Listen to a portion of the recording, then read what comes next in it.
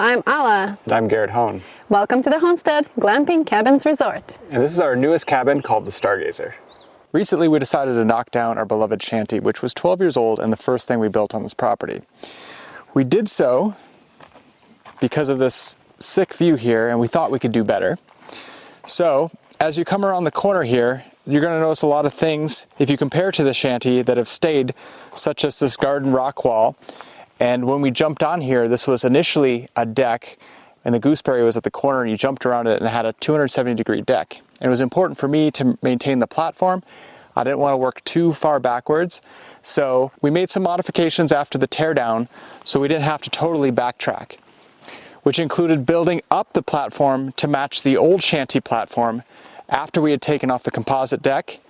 So this portion here used to be part of that 270-degree walk-around deck. We brought the structure, the Stargazer, all the way back to the corner. We retained this deck, which also included a tree. We did not want to knock this tree down, so we kept it, built it around. And then we came up with the Stargazer in this wing wall.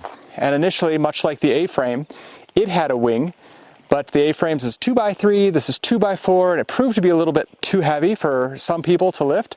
So I came up with the idea to use a winch from Harbor Freight. It was $80. Since I've already got the solar panel, the charge controller, the 12-volt battery, it made a really easy addition, and it's super easy to use and super safe. This would have been the west-facing part of the deck that took in the shanty. And if you look here, you can see some of the shanty joist, and the shanty's platform actually stuck out to here. The original shanty's platform was 8x12, and it went that way, and it had a view out front and the door out front. But of course, in typical DIY, we like to recycle fashion. We saved a lot of components, and one of those components was the door. So the door is a 180 different approach from the shanty before, but there was reason, because we wanted it to be, we really like that approach where you just have a single step up onto it, less stairs, less opportunity for people to fall. So that's why the approach is here.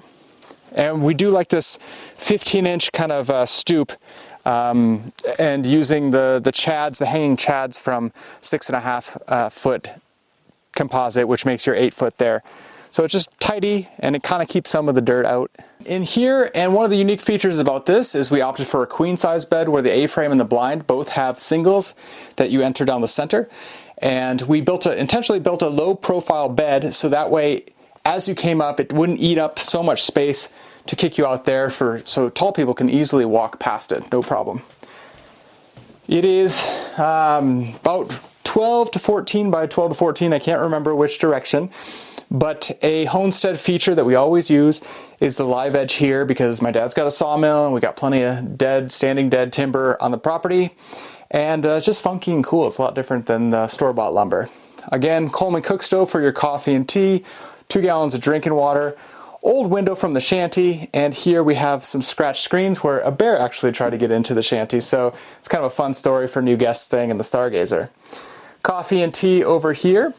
Fire extinguisher as you do, and a nice little tidy install of the solar components here. Xantrex charge controller, which is actually approaching 20 years, so if this ever goes, I'll take that and I'll just replace it with another one because it's been fantastic. Design-wise, it was important for us to differentiate the Stargazer from the A-frame and from the blind, so what we did is of course we have the wing wall here, and it's a 100% wing wall, save for the top portion that has the solar panel on top and sheet metal, but on the other side we put polycarbonate, and that's why we call it the Stargazer, so you can see the stars at night. But another one of the design components that we thought was kind of clever, just with the orientation of the land, is when you approach from the behind of the unit coming in, we have the sheet metal that goes up 8 feet, and it didn't require any cuts, so it does provide privacy. And then we have the polycarbonate, which is sections of 4, which polycarbonate comes in 8s. We just cut it in half. So this really eliminated any waste we might have from that part of the build.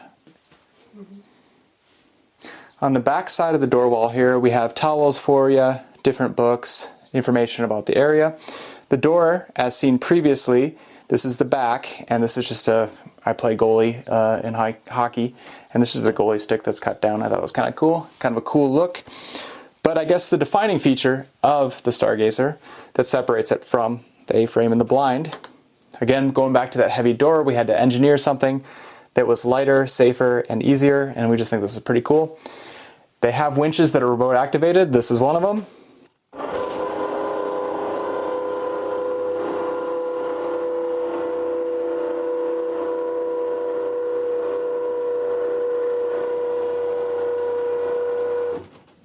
In terms of color choices, I personally wanted the Stargazer to stand out in those photos, and I also did not want to use a color that none of our other cabins or the commons area has.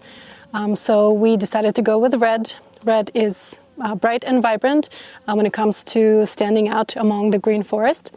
So we actually went to Home Depot looking for color, and they have this wonderful section called Oops Paint. It's paint that other people decided not to purchase. So on that fateful day, we had a red Oops Paint. So I went with that. And the other colors just kind of organically evolved. We also had white, we had gray from other projects. And looking on Pinterest, the way I always do, those colors always look great together. I also liked the idea that Stargazer would be clean and bright, and that's where white and gray came in. And when it was all said and done, I didn't really like how everything looked very geometric and linear. So I just free-handed some curvy kind of vines and cute little flowers. But most importantly, we wanted to have a color scheme that people coming on vacation don't always have in their homes. Because when we travel, we want to see places that are unique and extraordinary. So we wanted to give them a funky little piece in the forest where they would enjoy stargazing and unplugging from real life. Through a lot of DIY projects, Garrett and I have learned a lot of different skills, and one of the other skills that I have incorporated in this build was making some homemade curtains.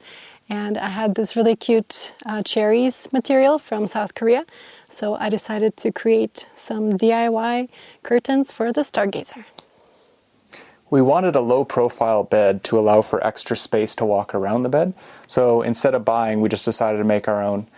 We had some extra lumber from the shanty, the studs, the 2x6s in the walls. While not 8 feet, we couldn't use them in a lot of projects, but something like this was super simple. Went across here like that underneath, OSB on the top, OSB on the bottom, and we classed it up by using some cabinet board all the way around. So we're really only out a single sheet of cabinet board, which is the expensive part, and then a couple of sheets of OSB. And then we made a little base out of maybe some 2x4s that I ripped just to kind of give it, place for your toes to go, as well as to add some supplemental mood light. By far the item that took the most consideration when developing the Stargazer was the rigging system and how it would work with the wing wall. A couple things we hit snags on is drilling holes with the auger on the tractor there. We're in super rocky soil, so and a lot of things, like we already had an existing garden bed around it. We couldn't go over the rock wall with dissecting it and pulling all that stuff out, and then you also run the risk of actually hitting your deck with the auger, which would not be very good. Another thing we didn't want is, like the A-frame with the rope pulley system, which is great for the A-frame, the rigging is out of the way, the poles are out of the way, but here we would have a pole on the side of the deck, and then again back to that garden thing, and we're dealing with a longer unit, which gets us into custom lumber territory, well past 12 feet, so 14, 16 feet, so you gotta have a pretty hefty header for that. We also thought about a center pole, which was kind of tough to get the rigging right, with the lengths of the ropes and the pulleys and just being heavy in general. So that was out of the equation. And then I thought, we're always pulling up logs with the winch and such, and those are really powerful. And we had the 12 volt, all the infrastructure with the solar panel and the battery. So let's try a winch. Got to thinking about it. I really liked the way that the supports kind of tied back into the building, giving it another of that kind of triangle look, but it's a reverse. Painted it up to match the trim. Okay, great. I use the studs on the inside to brace it up here and here, and then brace it up against the building again here. Came out this way as well. We put the header on top. That provided a little bit extra length, so we didn't get too blocked there. When the wall is up, it gets us about 6'2", 6'3" without trying much. So you can walk under, most people can walk underneath of it, and still it's pointing down enough so if you were to leave it up, the rain would fall off the end, much like our A-frame, which was designed. One thing aesthetically I think would be a little bit better if I really cared and wanted to get back into it, though you'd be sacrificing a little bit of safety, is shortening the beam and going in between the braces here. I think it'd be a cleaner aesthetic, but we do gain some height by having the header on top, and then having the iron and the lag bolts is safer than being in between of the braces there. So I don't know, just a minor consideration, but I think it looks pretty cool nonetheless. Thank you for watching our video. We hope to host you right here in Bonner, Montana at the Hohnstead Glamping Cabins Resort.